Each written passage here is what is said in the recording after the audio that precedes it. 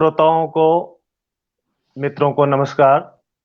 रूपम साहित्य संस्थान मुंडवा की तरफ से आज हम आपको मिलवा रहे हैं डॉक्टर के राम साहब बागड़िया सर से, जो कि हमारे नागौर की एक बहुत पुरानी प्रतिभा रही है और इंटेलेक्चुअल लोगों में से एक। आपके साथ आज हम परिचर्चा करेंगे बहुत ही अ, जो ज्वलंत मुद्दा है उस पर हम बातचीत करेंगे।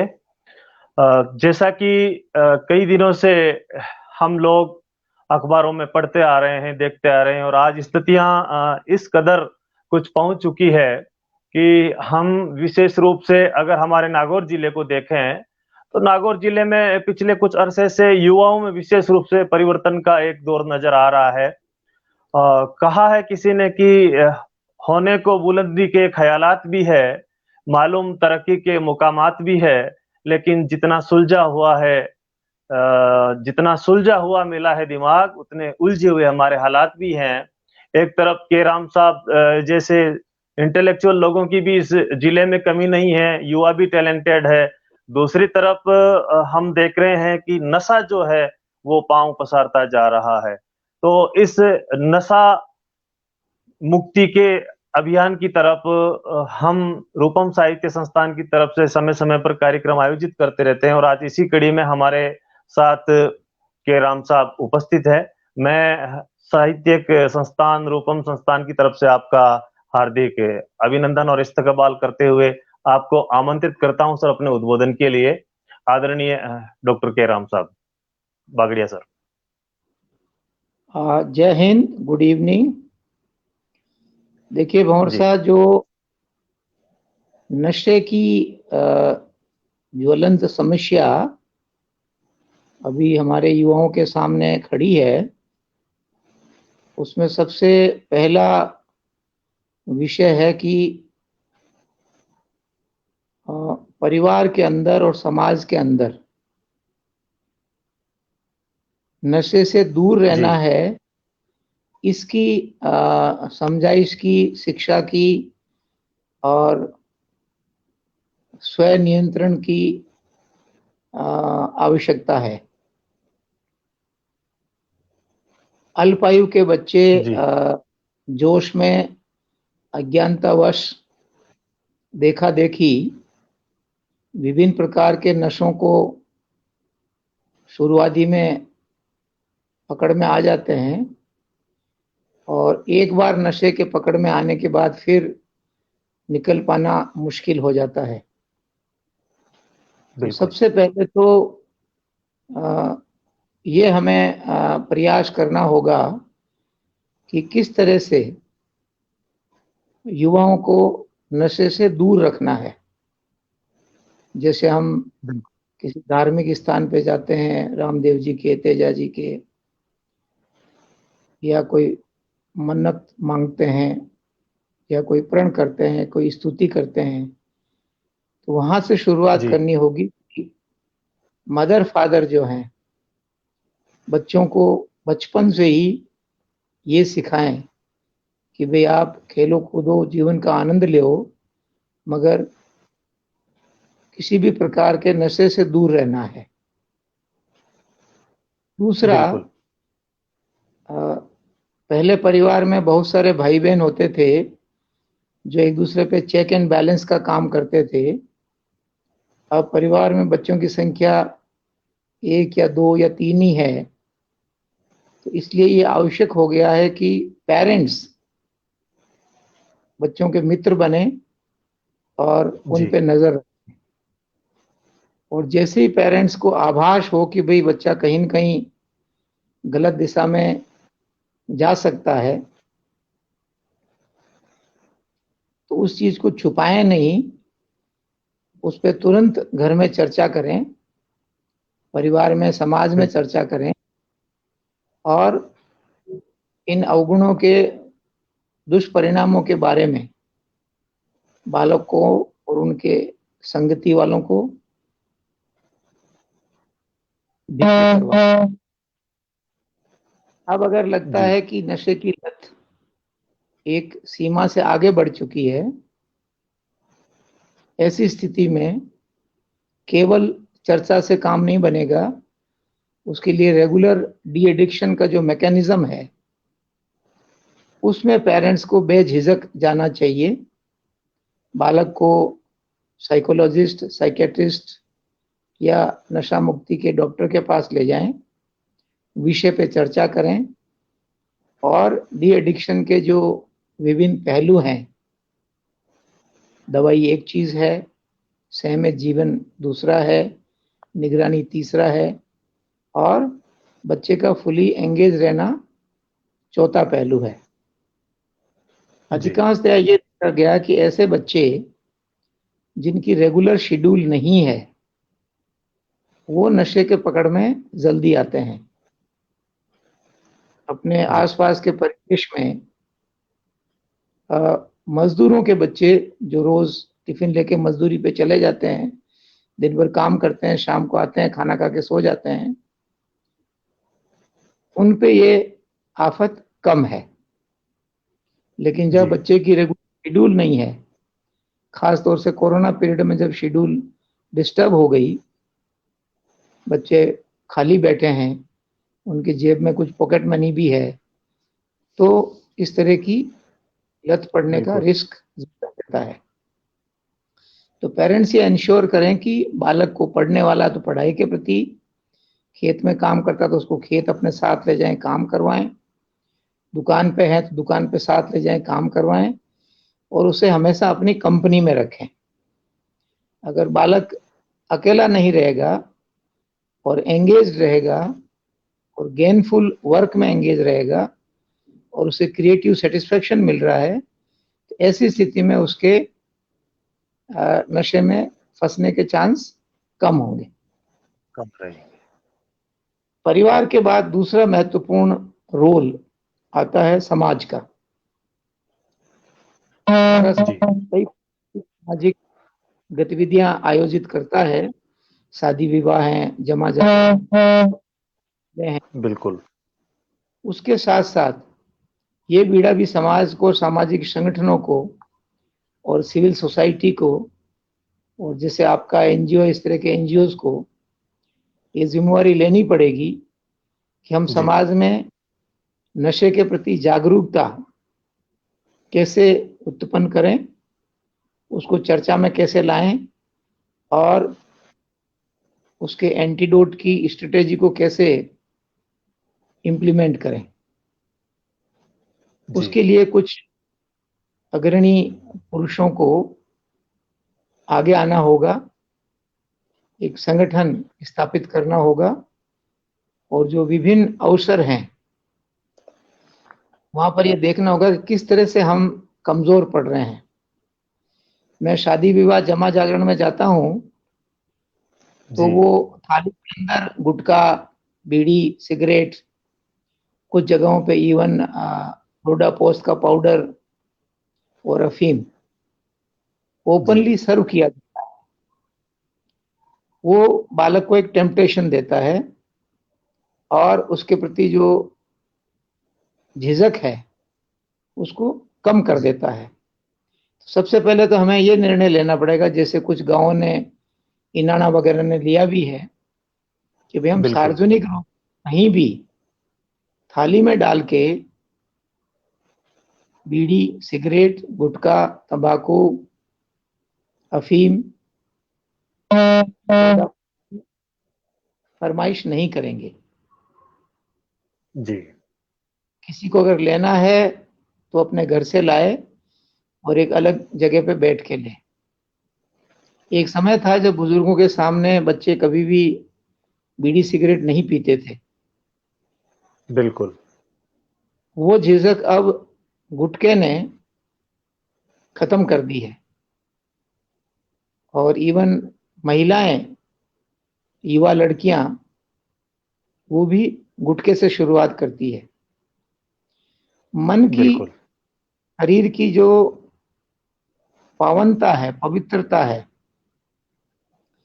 वो एक शपथ के तौर पे, एक रिवाज के तौर पे, एक व्यवस्था के तौर पे हमें स्थापित करनी होगी। जैसे रोज नहाना, ब्रश करना, अच्छे कपड़े बिल्कुल। पहनना शरीर के लिए आवश्यक है, वैसे ही मन के लिए, क्योंकि नशा शरीर से ज्यादा जकड़ता है मन को। तो अपने को मन को, बिल्कुल। चित्त को बांधना पड़ेगा कि ये चीज गलत है। और हम किसी भी इष्ट के यहाँ विजिट करते हैं, आपकी कुल देवी है या स्थानीय देवी देवता है, आसपास का मंदिर है, वहां जाएं तो अपनी प्रेयर में ये शपथ जरूर लें और बच्चे को जरूर दिलवाएं कि भाई मैं हर हालत में नशे से दूर रहूंगा। बहुत सुंदर। बिल्कुल। साइकोलॉजी में ये देखा गया है कि जिस चीज से हम मन के लेवल पे नफरत करते हैं, घृणा करते हैं, बुरा मानते हैं, उससे मन दूर रहता है। तो सबसे पहले युवा पीढ़ी के सामने चर्चा के जरिए आदर्श पेश करके सामाजिक व्यवस्था के तौर पे हमें ये करना होगा कि ये चीज गलत है। हम्म। गांव के लोग मिलके ये तय कर सकते हैं कि भाई गांव के अंदर शराब की दुकान नहीं होगी और स्कूल के पास सार्वजनिक स्थान पे गुटखे वगैरह की व्यवस्था नहीं होगी। जब बिल्कुल। मन के लेवल बालक ये निर्णय कर लेता है कि मुझे पवित्र रहना है, मैं यहां तक कहूंगा कि जब आप अपने इष्ट के यहाँ जाते हैं तो जी। बच्चों के हाथ गले में एक तांती बांधी जाए कि मैं पवित्र रहूंगा। जैसे उदाहरण के तौर पे कुछ समाज में जनेऊ धारण करते हैं, तो जनेऊ जी। एक तरह का रिमाइंडर है, प्रतिज्ञा है कि मैं किन किन चीजों से दूर रहूंगा। तो उसकी भी आवश्यकता है। और आखिरी जो समाधान है उसमें प्रशासन को और स्वास्थ्य विभाग को आगे आके जी। हमारे शारीरिक व्यवधानों के लिए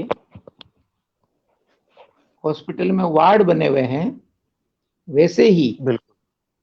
एक वार्ड डिवोट करना पड़ेगा नशा मुक्ति के लिए, ताकि बेझिझक कोई आदमी अगर शर्म आती है तो हम्म।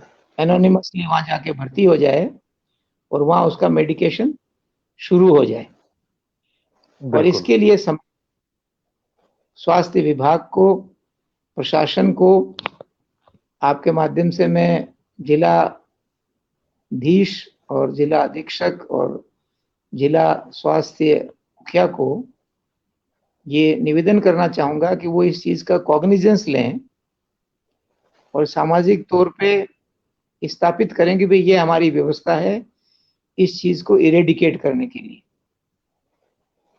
समाज जब बिल्कुल। तक आगे नहीं बढ़ेगा, इंडिविजुअल व्यक्ति या परिवार के लिए अकेले इससे लड़ना मुश्किल है। क्योंकि जब एक व्यक्ति को नशे की वस्तु नहीं मिलती है तो उसको निश्चित तौर पे दूसरे साथी लोग जो हैं वो उपलब्ध कराते हैं।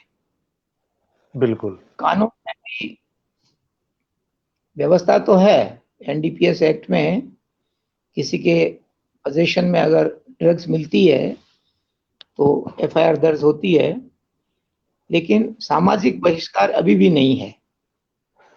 जी। बहुत सारे वाले ट्रकों के ड्राइवर जो हैं अपनी ट्रक में डोडा पोस्ट की स्मगलिंग करते हैं, अफीम की स्मगलिंग करते हैं। बहुत सारे रेस्पेक्टेबल आदमी जो अफीम लेते हैं, जब तक हम उसका सामाजिक बहिष्कार नहीं करेंगे तब तक इस चीज के प्रति नफरत का माहौल नहीं बनेगा। और जब नफरत का बिल्कुल। माहौल बनेगा तभी ये संभव है। जैसे आपका स्कूल है, जी। स्कूल मुखिया वो भी एक नियम बनाए भी मैं, मेरे यहाँ जो बच्चे पढ़ रहे हैं उनमें से किसी को गुटखा, बीड़ी, तंबाकू का सेवन नहीं करने दूंगा, क्योंकि वो इसकी बिल्कुल। शुरुआत है। किसी भी बड़े नशे की शुरुआत पहले ही दिन अफीम या चरस या भांग नहीं होती। शुरुआत छोटे छोटे नशे से होती है, वहीं से इसकी बाइकआउट करना आवश्यक है। मुख्य रूप जी। से बिल्कुल। ये उपाय ट्राई किए जा सकते हैं। अब आपकी तरफ से कोई स्पेसिफिक क्वेरी हो, कमेंट हो। बहुत बढ़िया सर। स्कूल में, जैसा आपने अभी बताया कि स्कूल में हम लोग टोबैको फ्री जोन हमने बनाया है स्कूल को। स्कूल टोबैको फ्री जोन है। हमारे जो अपने कलेक्टर साहब है जितेंद्र कुमार जी, तो स्पेशली उन्होंने विशेष रूप से इस बात पर ध्यान दिया है कि प्रत्येक स्कूल जो है टोबैको फ्री जोन होना चाहिए, और कोई भी स्टाफ का साथी और बच्चा इस गुटखे और जर्दे में लिप्त नहीं होना चाहिए, और उसके लिए बिल्कुल अनुशासनात्मक कार्यवाही का भी प्रावधान है। और विद्यालयों में तो काफी कुछ सुधार हो रहा है इन दिनों। सुनने में और पढ़ने में अखबारों में आए दिन सर घटनाएं घटती है कि ऐसे ऐसे नशे भी आ गए हैं जिनका ना तो वो समाज आइडेंटिफाई कर पाता है, ना घर वालों को पता चलता है। और ये इस तरह के जो नशे आ रहे हैं, तो इन पर रोक के लिए विशेष रूप से क्या उपाय किए जा सकते हैं? ऐसे ऐसे नाम एमडी वगैरह अब नाम हम सुन रहे हैं, देखा भी नहीं, कभी सुना भी नहीं। तो ये नशे भी आजकल नए नए नशे में नवाचार हो रहे हैं, नए नए ढंग के नशे आ रहे हैं, और साथ में अपराध भी, नशा जब बढ़ रहा है तो अपराध भी बढ़ रहे हैं सर। तो इस पर आपका क्या कहना होगा सर? बिल्कुल सही बोले गुरुजी कि जब बच्चे में नशे की लत पड़ जाती है तो उसके लिए धन की व्यवस्था के लिए वो निश्चित तौर पे अपराध करता है। जी। और लाइटर सेंस में मेरे कई साथियों ने बताया कि कई लड़कियां रात को अपना जो बोर है, मंगलसूत्र है, वो छुपा के रखती है, नहीं तो नशेड़ी मियाँ जो है उसी को ही बेच खाएगा। तो कितनी खराब हालत। ये जो सिंथेटिक ड्रग्स हैं, जो जी। ऑर्गेनिक ड्रग्स खतरनाक हैं, इनकी लार्ज स्केल में शुरुआत करीब 5 या 6 साल पहले हुई, जब आपने सुना होगा कि डोडा पोस्ट की खेती और सेल को गवर्नमेंट ने कम किया। जी। उस टाइम इंटरनेशनल लेवल पे जो सिंथेटिक ड्रग्स बनाने वाली कंपनीज हैं, ये उनका षड्यंत्र था कि जब ऑर्गेनिक या नेचुरल साइकोट्रोपिक सब्सटेंस नहीं मिलेंगे तो एडिक्टेड लोग सिंथेटिक ड्रग्स की तरफ जाएंगे। सिंथेटिक ड्रग्स में उसकी इंटेंसिटी इजीली बढ़ाई जा सकती है और वो कई फॉर्म में मिलती है। बेसिक उनका केमिकल कंपोजिशन वही है जो नेचुरल ड्रग्स का है, खाली उनकी जो उत्पत्ति है वो जी। नेचुरल ऑर्गेनिक नहीं होके सिंथेटिक और दूसरे मेथड से है। तो इसके लिए एक सामाजिक जागरूकता हो और प्रशासन लेजिस्लेचर पे प्रेशर आए कि भाई इन ड्रग्स मैन्युफैक्चरिंग पे टोटल बैन, और शॉप पे इनकी एक्चुअली जीरो हो।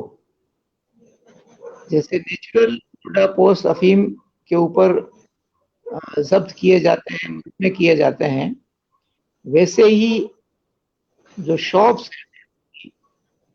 फार्मास्यूटिकल या केमिकल शॉप्स हैं, वहां जी। पर भी चौकसी और निगरानी बढ़ाने की आवश्यकता है, क्योंकि उन्हीं के जरिए एमडी वगैरह जो टेबलेट्स हैं उनकी बिक्री होती है। तो इसके लिए सामाजिक जी। जागरूकता, प्रशासन का ध्यान आकर्षण और लेजिस्लेटिव मेथड्स जो हैं वो होने की आवश्यकता है। वाकई में जो सिंथेटिक ड्रग्स हैं वो ज़्यादा हानिकारक हैं, असर जल्दी करती हैं, महंगी भी हैं और समस्या को और ज़्यादा जटिल बनाती हैं। तो उस पे सभी का ध्यान आकर्षित करने की आवश्यकता है। जी। ये जो आजकल नशा है सिंथेटिक, इसका कुप्रभाव बड़ा भयंकर रूप से पड़ रहा है। आपने बताया कि सामाजिक बहिष्कार बहुत आवश्यक है। और सामाजिक बहिष्कार, जैसे इनाना, जैसे आपने उदाहरण बताया, इनाना अपने आप में एक रोल मॉडल है इसमें। उनका गांव का जो सामूहिक निर्णय होता है, उस निर्णय में गांव के बुजुर्ग, युवा, इन सब की जो सहभागिता है, वो एक अपने आप में हमारे जिले में रोल मॉडल कहा जा सकता है। साथ ही आपने बताया सर मन की पवित्रता, तो कहीं न कहीं मुझे कभी-कभी यूँ लगता है कि ये हम, जैसे मैं एक शिक्षा विभाग में अपना एक शिक्षक हूँ, एक प्रिंसिपल हूँ, तो मेरे मन में कई बार ये चीज़ें आती है कि हमारी शिक्षा विभाग की सबसे अधिक ज़िम्मेदारी बनती है। क्योंकि इसके मूल में हम जाते हैं तो कहीं न कहीं शिक्षा का अभाव, जानकारी का अभाव, लैक ऑफ अवेयरनेस, ये सारी चीज़ें बच्चों में, युवाओं में घर कर जाती है। अगर उसको प्रॉपर एजुकेशन मिले, तो शायद वो इस नशे की तरफ नहीं जा पाएगा। तो इसके मूल कारणों पर थोड़ा-सा प्रकाश डालने का सर कृपा करें। इसके जो नशे की तरफ प्रवृत्त क्यों होता है बालक या युवा? गुरुजी, अगर अपन शिक्षा से जोड़ के देखें जी, तो शिक्षा जो है मूलतः कोई अक्षर ज्ञान के लिए या डिग्री के लिए या रोजगार हासिल करने का मुख्य स्रोत नहीं है। जी, अगर वो था तो दशरथ जी को अपने बच्चों को वशिष्ठ के पास गुरुकुल पढ़ने भेजने की जरूरत नहीं थी। बिल्कुल। समझना पड़ेगा शिक्षा विभाग को, समाज को, शिक्षकों को और अभिभावकों को कि जो स्कूली शिक्षा का दौर है 6 साल से 18 साल का, वो मूलतः व्यक्ति में एक सही आचरण, सही सोच, सही डिसिप्लिन और सही डेली शेड्यूल जी, स्थापित करने पीरियड है। बाकी जितने भी जीव जंतु हैं उनके मन में उतनी चंचलता नहीं होती जितनी मनुष्य में है। इसीलिए मनुष्य बिल्कुल, के लिए स्कूल बनाई गई है। बाकी जीव जंतुओं को शिक्षा उनके पेरेंट्स ही दे देते हैं और वो अपना जीवन यापन कर लेते हैं। इस नजरिए से शिक्षा विभाग को और शिक्षकों को पेरेंट्स को लेना पड़ेगा। और जब कोई पेरेंट्स अपने बच्चे को स्कूल में दाखिला देने के लिए ले जाता है, चाहे जी, साधारण स्कूल में जाए चाहे कोटा लेके कोचिंग इंस्टीट्यूट में जाए, तो मेरा मानना है कि पेरेंट्स वहाँ इंस्टीट्यूशन के हेड को ये कहें, साहब कि मेरे बालक को एक अच्छा इंसान बनाना है, इसमें अच्छा बहुत डिसिप्लिन, अच्छी और अच्छे सोच की स्थापित करना है। जो अक्षर ज्ञान है या टेक्निकल नॉलेज है वो तो रिलेटिवली सिंपलर है। इसके जी, लिए ये हो सकता है कि जो परिवार के अंदर, चूंकि न्यूक्लियस फैमिली है, पेरेंट्स काम पे बाहर चले जाते हैं, तो बालकों पे निगरानी कौन रखे। उसका एक वे आउट ये बिल्कुल, हो सकता है कि हम स्कूलों में जहां भी संभव हो, जो रेजिडेंशियल स्कूल है, 24 आवर रेजिडेंशियल नहीं हो सके तो कम से कम जो डे बोर्डिंग है, ताकि जी, दिन का अधिकतर समय बालक का टीचर की नजरों के सामने गुजरे और टीचर उन्हें क्लासरूम के जरिए, खेल के मैदान के जरिए, डिफरेंट काइंड की एक्टिविटीज के जरिए ये इंश्योर करे कि वो फुल्ली एंगेज्ड रहे, क्रिएटिव सेटिस्फेक्शन उसको मिलता रहे और उसको खाली समय मिले ही नहीं कि वो गलत संगति में पड़े और गलत आदत में जाए। तो इस तरह का बहुत मेडिटेशन अपने को करना चाहिए। अभी भारत सरकार ने एक नया प्रस्ताव सामने लाई है जिसमें सैनिक स्कूलों का संख्या बढ़ रही है। वो एक जी, तरह का मॉडल, सैनिक स्कूल में पढ़ाई वही नॉर्मल होती है जो नॉर्मल स्कूल में होती है, लेकिन पढ़ाई के अलावा उस बालक में जो डिसिप्लिन है, खेल कूद है, एक्टिविटी है, रेजिमेंटेशन है, उठने सोने का समय है, वो चीजें पुख्ता की जाती है।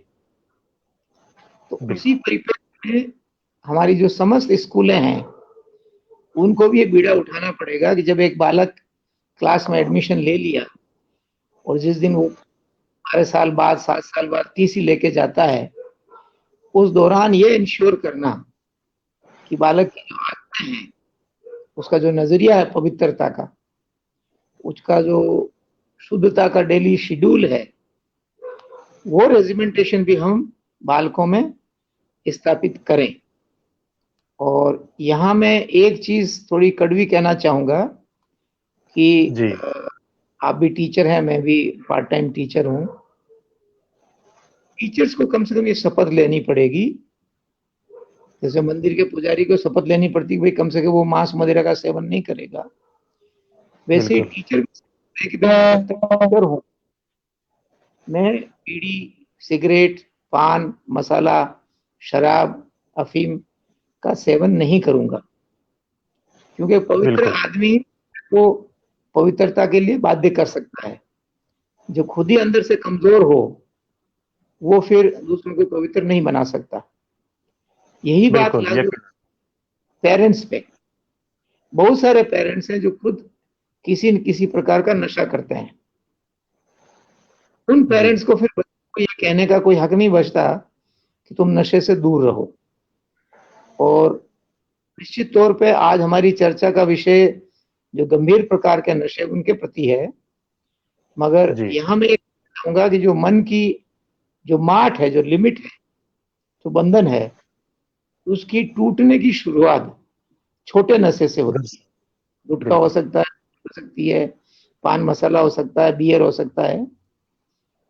तो अभिभावकों को, टीचर्स को जी वहीं पे रुकावट डालनी पड़ेगी, क्योंकि ये एक सामाजिक समस्या है, ये खाली बच्चों की नहीं है। बिल्कुल इस समस्या में समाज के जो अग्रणी नागरिक हैं, अभिभावक हैं, टीचर्स हैं, लीडर्स हैं, उनको एक लीड लेनी पड़ेगी कि भाई ये चीजें अपवित्र हैं, इनसे हमें दूर रहना है।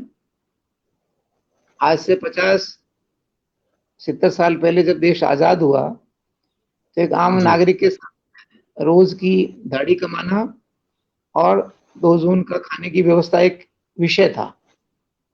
बिल्कुल आज लकीली भारत के आम नागरिक के सामने वो कोई विषय नहीं है। लगभग हर एबल बॉडीड आदमी उतना तो कमा ही लेता है कि वो दोनों टाइम का खाना आराम से खाता है। तो बिल्कुल ये व्यवस्था में उद्देश्य जोड़ना पड़ेगा समाज की पवित्रता। और ये गलत आदतें हैं, वो हमें नहीं करनी है। तो ये रोल बिल्कुल शिक्षक को, अभिभावकों को और समाज को इसके मूल में जाके लेना होगा।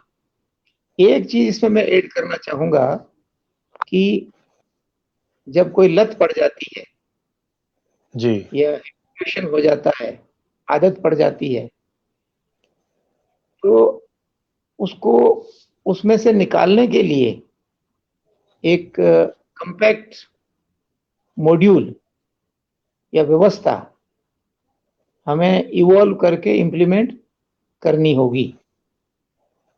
उदाहरण के बिल्कुल तौर पर एक व्यक्ति तय कर ले भाई मेरे को गुटखा छोड़ना है या डोडा पोस्ट छोड़ना है, बिल्कुल तो हफ्ते भर का 10 दिन का पैकेज बने।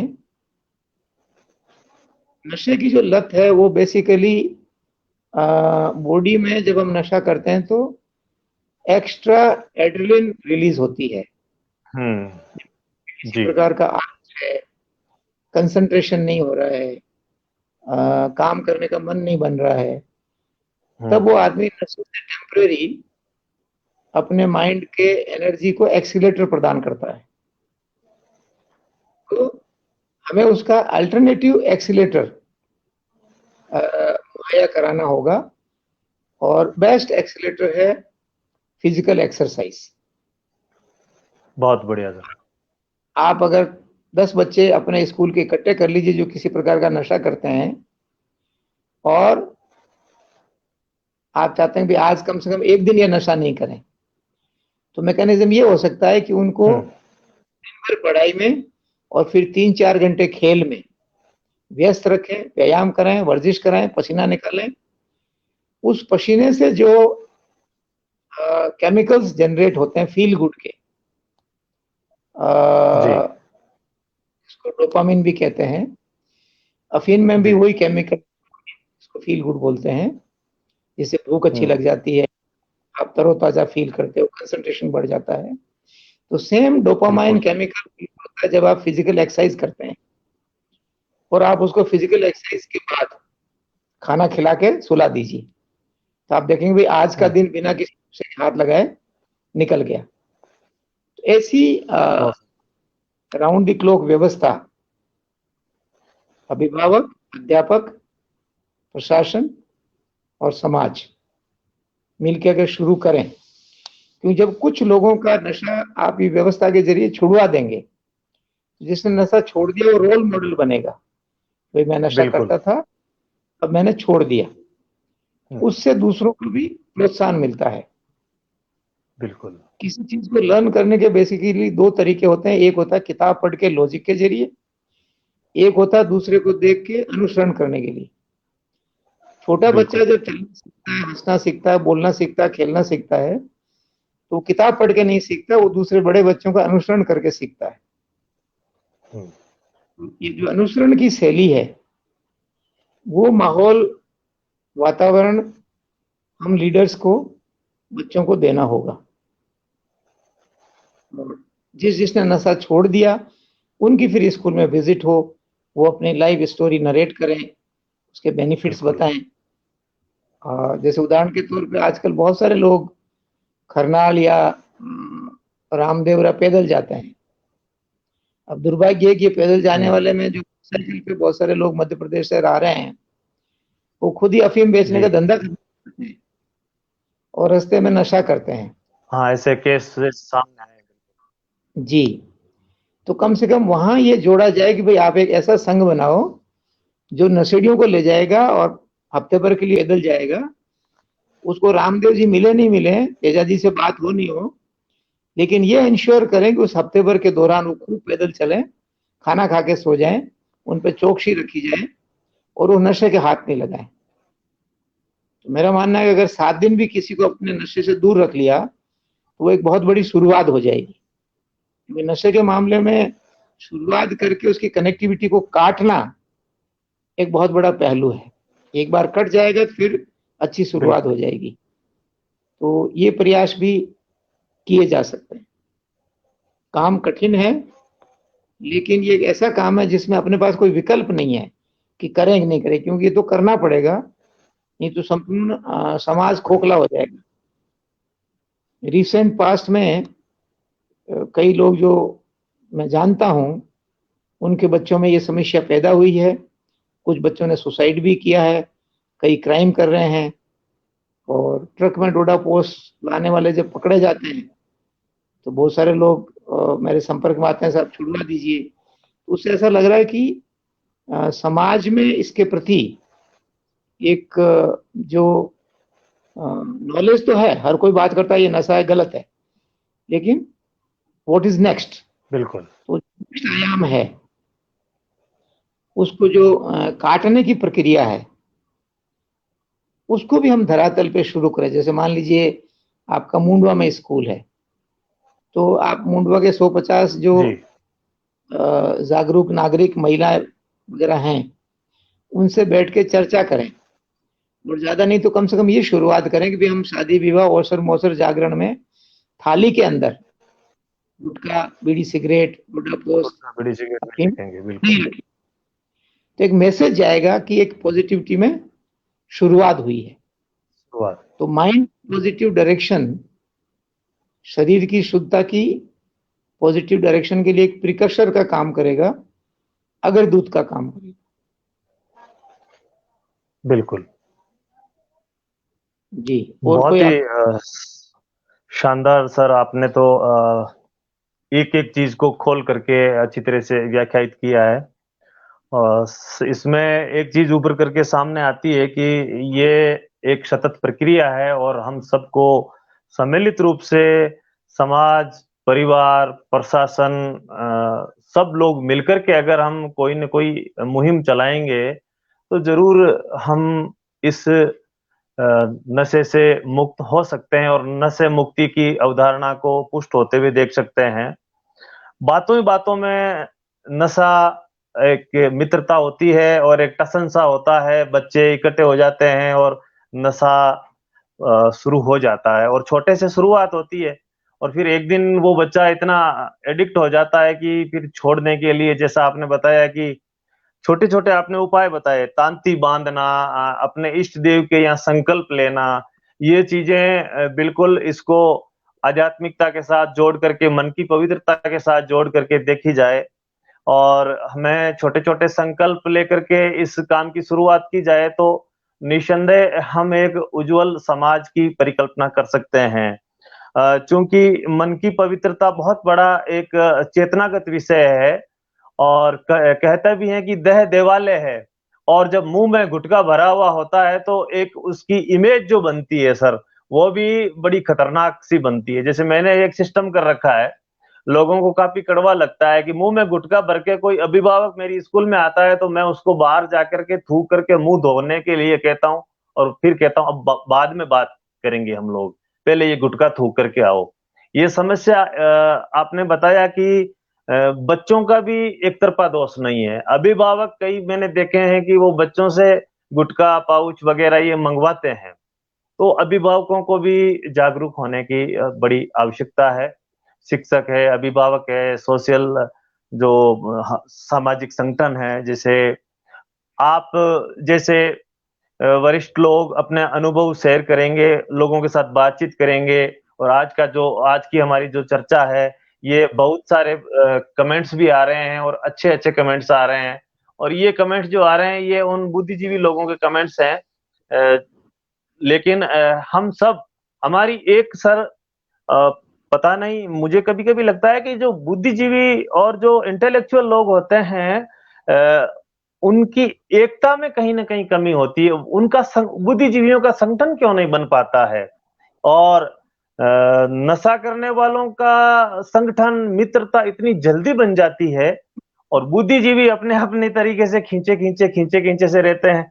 उनमें ये कहाँ लोचा है कि इंटेलेक्चुअल लोग एक स्वर में एक बात नहीं कह पाते हैं, ये कहाँ लोचा है सर?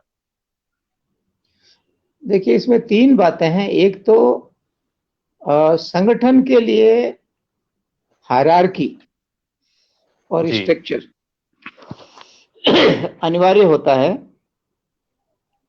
बुद्धिजीवी चूंकि सब अपने आप को समकक्ष समझते हैं, तो सारे अगर बराबर वाले बैठेंगे तो संगठन खड़ा नहीं होगा, क्योंकि संगठन के लिए हायरार्की जरूरी है।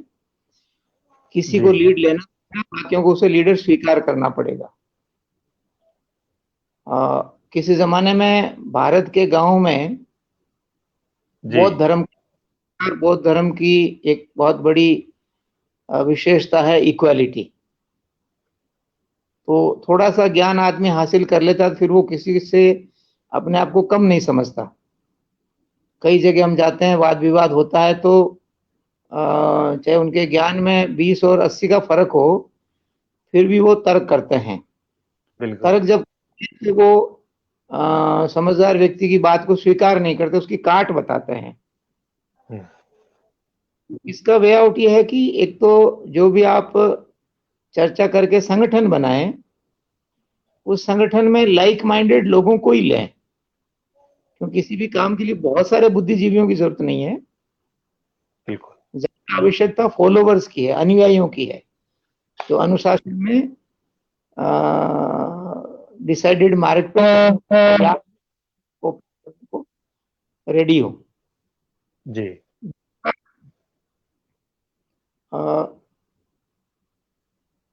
जब छोटे से संगठन को कुछ सफलता मिलेगी, तो उसको देख के लोग जुड़ेंगे।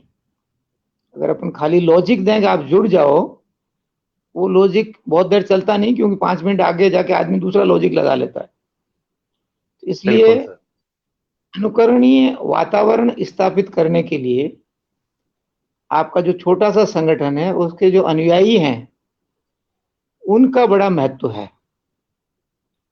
और एक लीडर की जिम्मेवारी होती है कि अगर वो लीड करना चाहता है, तो बाकियों को साथ लेने की भी क्षमता होनी चाहिए। और बिल्कुल। चर्चा में आपका स्टाइल और मेथोडोलॉजी ये हो ले लें, तो इन सब की व्यवस्था है। तो निश्चित तौर पे हैं, उन सभी जी में ये चैलेंज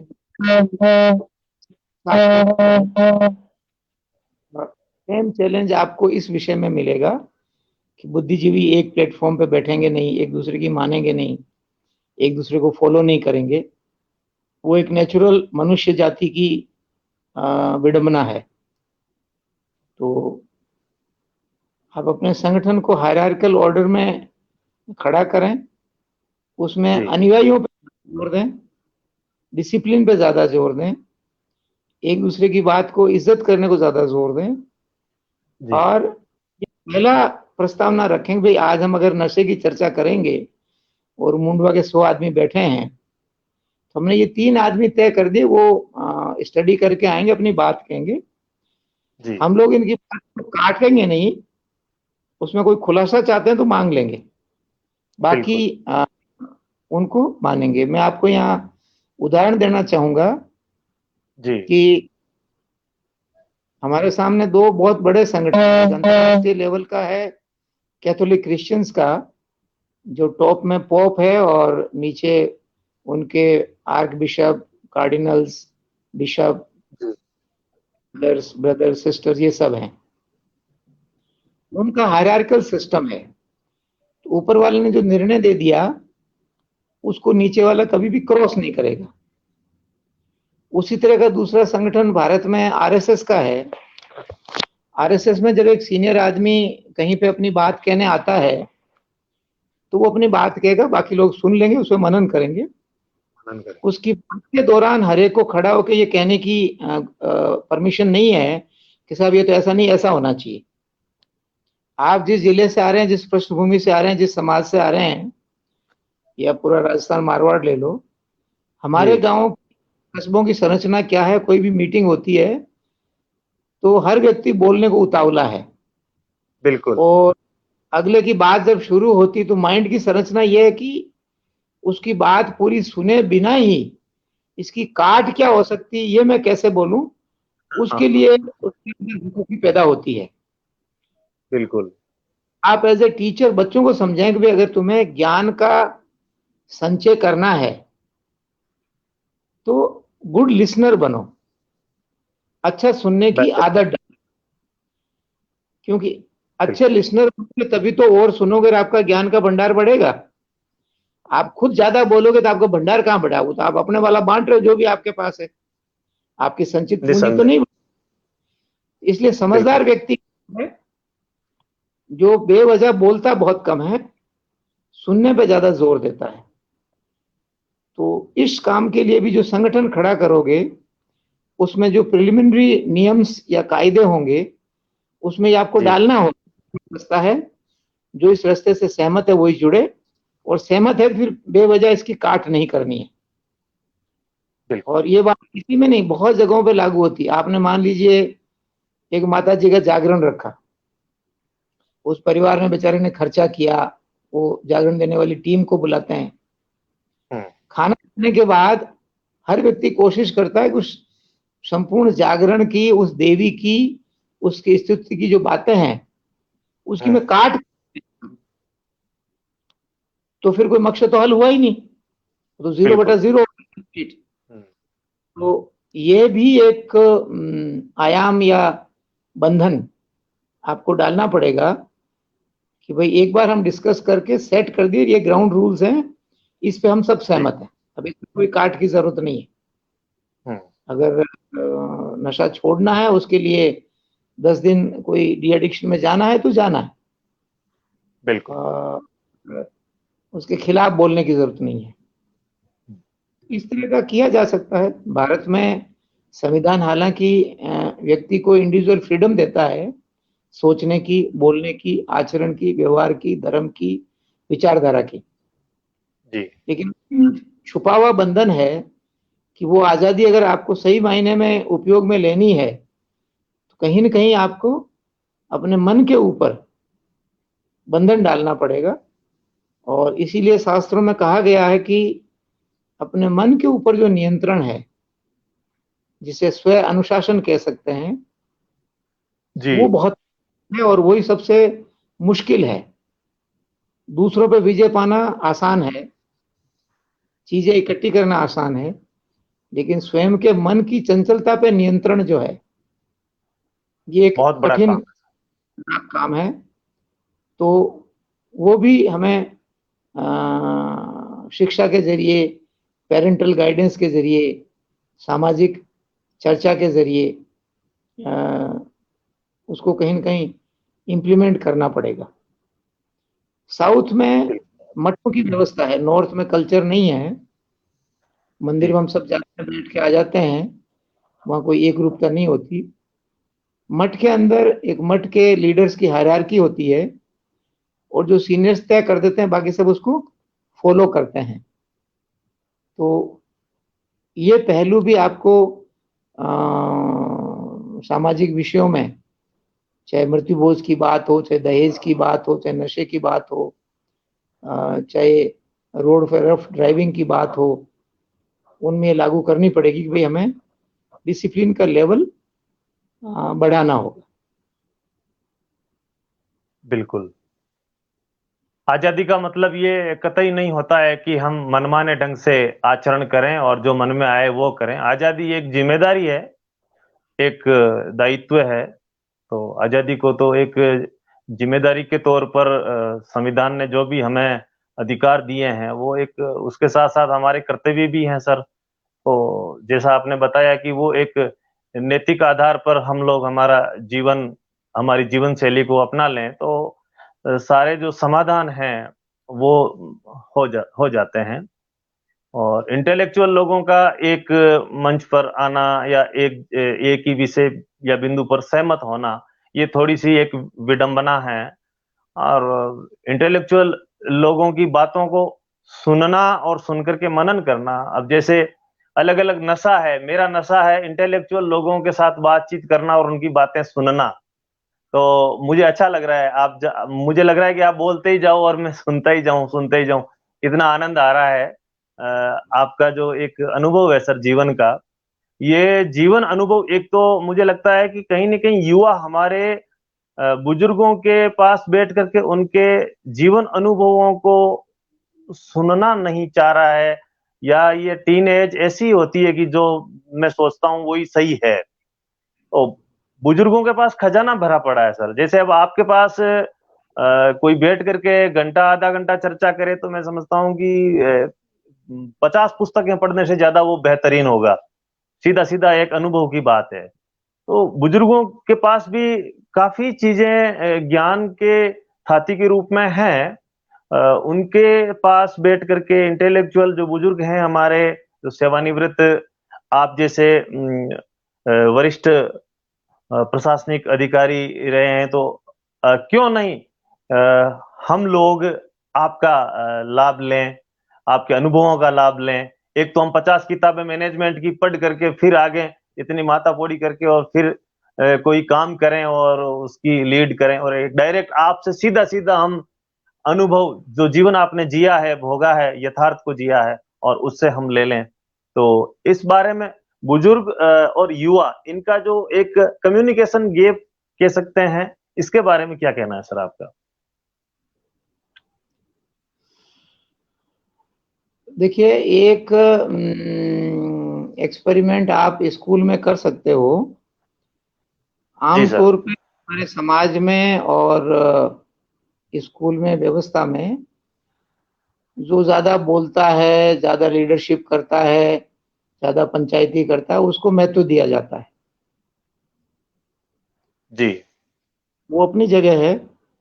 आप अपने स्कूल में एक एक्सपेरिमेंट करके देखें, भाई हमारे वो बालक जो डिसिप्लिन्ड जी। हैं, कम बोलते हैं, अच्छे अनुयायी हैं, शांत स्वभाव के हैं, गुड फॉलोवर्स हैं,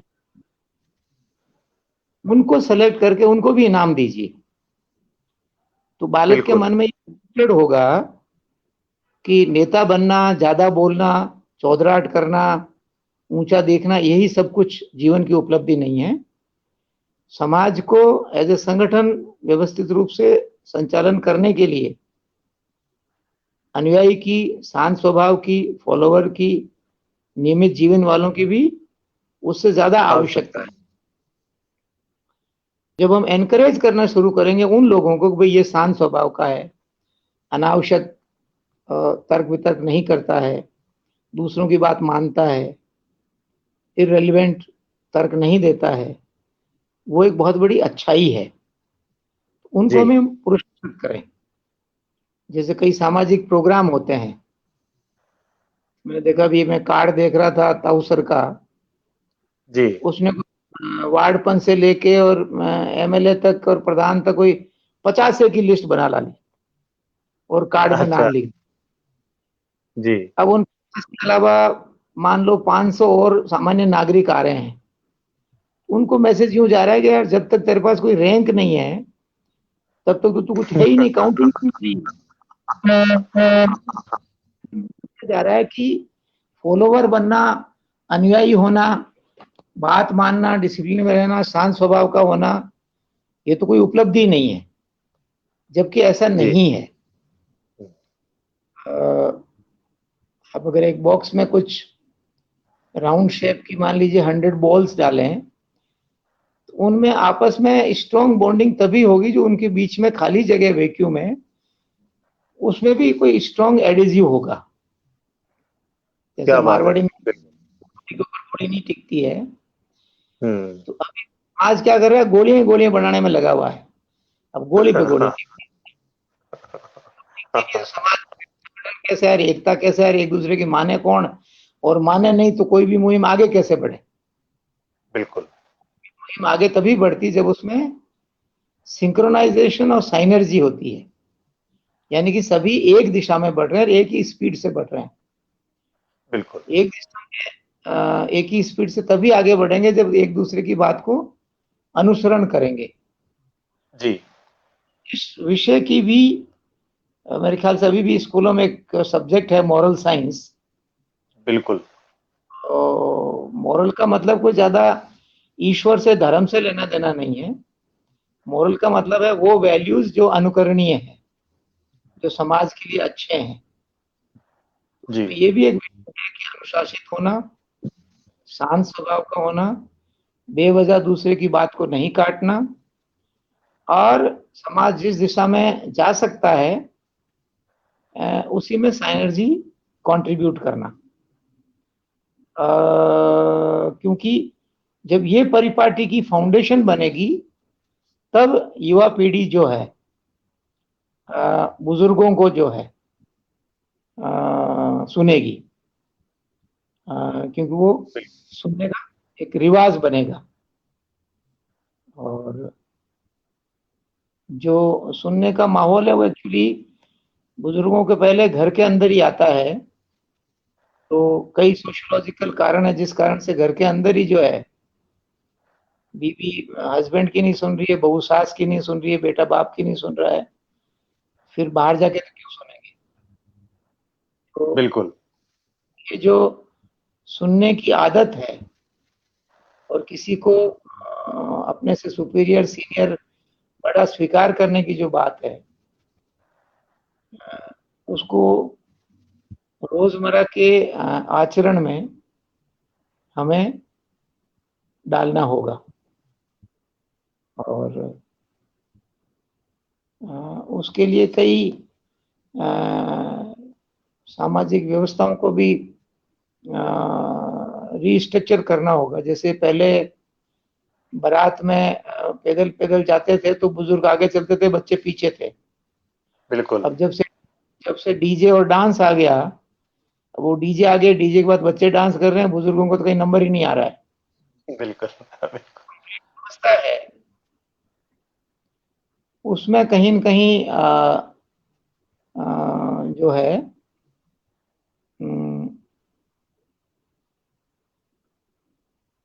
काट करके सुधार करने की आवश्यकता है। बिल्कुल। बिल्कुल। ये हमारे बुजुर्गों के और युवाओं के बीच में जो कम्युनिकेशन गैप की हम जब बात करते हैं तो इसकी शुरुआत बहुत बेहतरीन तरीके से आपने बताई सर कि स्कूलों से हम शुरुआत कर सकते हैं कि जो बच्चे बिल्कुल नहीं बोलते हैं, अनुशासन में हैं और उन बच्चों को आइडेंटिफाई करके और ये मैसेज दिया जा सकता है बड़ बोले बच्चों को कि बेटा केवल बोलने से ही महान नहीं बना जा सकता, चुप रह करके भी आदमी महान बन सकता है। तो ये एक स्कूलों से भी एक परंपरा बिल्कुल की जा सकती है। सर हम लोग इसमें अनुशासन में अनुशासन बनाने में और सब तरह के 8-10 खेल है, खेलों के अलावा सांस्कृतिक है, इसके अलावा कोई सेवा भावना है, पेड़-पौधा, पर्यावरण के प्रति अवेयरनेस, सारी चीज़ों को लेकर के एक हमने ये भी इनाम घोषित कर रखा है, एक इनोवेटिव आइडिया कि जो विद्यार्थी कक्षा में सबसे ज़्यादा क्वेश्चन पूछेगा टीचर को, उस क्यूरियोसिटी वाले बालक को भी हम पुरस्कृत करेंगे। तो कई बार जो झिझक होती है बच्चों के मन में, वो झिझक भी दूर होती है। और एक मॉर्निंग सेशन में हम ये भी करते हैं सर कि बच्चों को रैंडमली हम पहले नहीं बताते हैं और रैंडमली हम खड़ा करके किसी विषय पर भले ही वो 2 लाइन ही बोले, लेकिन वो बोलना सीखे। तो उनको मंच प्रदान करने की तो बिल्कुल कोशिश की जा रही है। और आपका आज मैंने अमूल्य समय लिया, आपने अपना समय दिया, आप चूँकि अपने विशेष कार्य से दिल्ली गए हुए हैं और इस दौरान आपने समय निकाला। मैं समझता हूँ कि आज की जो आपके साथ की गई बातचीत है, ये उन तमाम युवाओं को एक अच्छा मैसेज देगी, समाज को भी अच्छा मैसेज देगी और सर हम समय-समय पर आपका मार्गदर्शन लेते रहेंगे। अंत में चलते-चलते मैं आपको संस्थान की तरफ से धन्यवाद देते हुए सभी युवाओं से, सभी श्रोताओं से, दर्शकों से यही निवेदन करना चाहूँगा कि हम अकेले जैसा कहते हैं कि अकेला चना भाड़ नहीं फोड़ सकता, तो हम समूह में सामूहिक प्राणी हैं, सामाजिक प्राणी हैं और हमारी चेतना, हमारा मन, हमारा जो सामाजिक स्ट्रक्चर है, इसको समझते हुए, एक-दूसरे का आदर करते हुए, सबको साथ लेते हुए, कुछ ऐसे निर्णय करें, जो हमारे मानव जीवन के लिए महत्वपूर्ण और उसमें से ये जो एक विषय है, नशा मुक्ति। तो नशा मुक्ति एक बहुत ही महत्वपूर्ण विषय है। अगर प्रत्येक व्यक्ति एक-एक व्यक्ति का भी संकल्प ले ले कि मैं एक जने को नशा मुक्त करूँगा, मैं अपने जीवन में एक आदमी को नशा छुड़वाऊँगा, तो भी शायद ये बहुत बड़ा एक आंदोलन हो जाएगा। बच्चों से सर इस बार हमने प्रवेश जो आवेदन करवाए थे, उनमें एक शपथ पत्र भरवाया था कि जिसके घर में कोई अभिभावक नशा करता है, तो वो बच्चा उस अभिभावक को नशा छोड़ने के लिए बाध्य करेगा। और अभिभावक से एक शपथ पत्र भरवाया कि अभिभावक अपने आस-पास में अपने घर में नशा करने नहीं देगा और आस-पास में किसी एक को नशा छुड़वाएगा। ऐसे हमने संकल्प पत्र भरवाए तो हैं, ऐसी एक शुरुआत तो की है। अब उसके परिणाम कितने आएँगे, कैसे आएँगे, ये भविष्य के गर्त में छिपा हुआ है। आज आपने महत्वपूर्ण समय दिया और हम निश्चित रूप से आपको हमारे मैं चूँकि कन्या पाठशाला में हूँ, तो बच्चियाँ वैसे भी डिसिप्लिन्ड होती है। एक दिन आपको बेटियों के साथ वार्ता के लिए फिज़िकली ताकि वो क्वेश्चन आंसर कर सके और आपसे बहुत सारी जिज्ञासाएँ शांत कर सके। मैं आपको इनवाइट करूँगा जब भी आप वापस पधारेंगे। बहुत-बहुत आभार सर आपका हृदय से, इस संस्थान की तरफ से और तमाम श्रोताओं और दर्शकों की तरफ से बहुत-बहुत आभार और आपको प्रणाम। Thank you sir. Thank you. आपको व्यक्तिगत तौर पे और आपकी पाठशाला और आपके संगठन को जो प्रयास कर रहे हैं, उन सबको मेरी शुभकामनाएं। Thank you for organizing this program and look forward to see you again. Bye. Welcome. See you soon, sir.